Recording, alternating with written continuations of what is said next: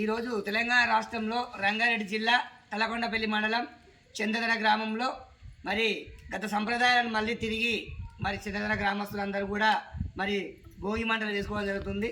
మా చిన్నప్పుడు అయితే మేము మర్చిపోయినాం, పెద్ద మనుషులు అయితే వేయొచ్చు, మేము చూడలేదు. గత కొద్ది సంవత్సరాల నుంచి తిరిగి చందదన గ్రామంలో మరి సంప్రదాయానికి సంబంధించిన భోగి మంటలు మరి అదేవిధంగా రకరకాల కార్యక్రమాలు కూడా హనుమాన్ దేవస్థానం దగ్గర చేయడం జరుగుతుంది. మరి భోగి మంటల గురించి మరి పూజారి అయ్యప్ప గారు ఒక 2 నిమిషాల్లో మరి అందరికీ తెలియవలసిందే కోరుకుంటున్నాం. జై శ్రీరామ్. చెప్పండి. ఈ యొక్క మన హైందవ సంప్రదాయం ప్రకారం, మన సనాతన ధర్మ ప్రకారం కూడా అన్ని పండుగలు కూడా హిందువులు రాను కూడా మర్చిపోవడం జరుగుతుంది. ఈ యొక్క కార్యక్రమాల్లో భాగంగా సంక్రాంతి పండుగ చాలా విశిష్టత గలది.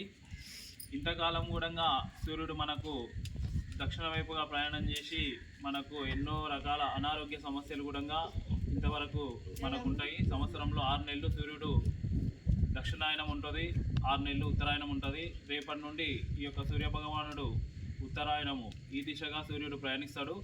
అప్పుడు ఈ యొక్క కాలము అందరికి కూడా భక్తి శ్రద్ధలతోని ఆరోగ్యంగా ఉండడం జరుగుతుంది. ఈ యొక్క భోగి మంటలు వేయడానికి ముఖ్య ఉద్దేశం ఏంటంటే, ఈ యొక్క చలి తీవ్రత ఎక్కువగా ఉండడం వల్ల ఈ యొక్క భోగి మంట కార్యక్రమాన్ని నిర్వహించడం జరుగుతుంది. భోగి మంటల్లో పాల్గొన్న వారికి అందరికీ కూడా ఈ యొక్క అగ్నిదేవుని ఆశీస్సులు ఉంటాయి. వారి శరీరంలో ఉన్నటువంటి అనేక రకమైన రుగ్మతలు కూడా తొలగిపోతాయి. భోగి మంటల కార్యక్రమంలో పాల్గొన్న వారికి ఈ యొక్క భోగి మంటలు కూడా ఎంతో భక్తి శ్రద్ధలతో పవిత్రంగా చేసుకునేటువంటి కార్యక్రమము.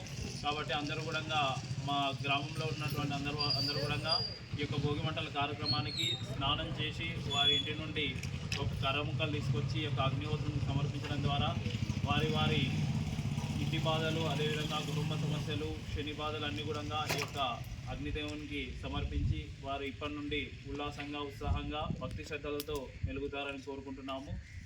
ఈ యొక్క కార్యక్రమానికి విచ్చేసినటువంటి గ్రామ ప్రజలందరికీ కూడా సంక్రాంతి శుభాకాంక్షలు.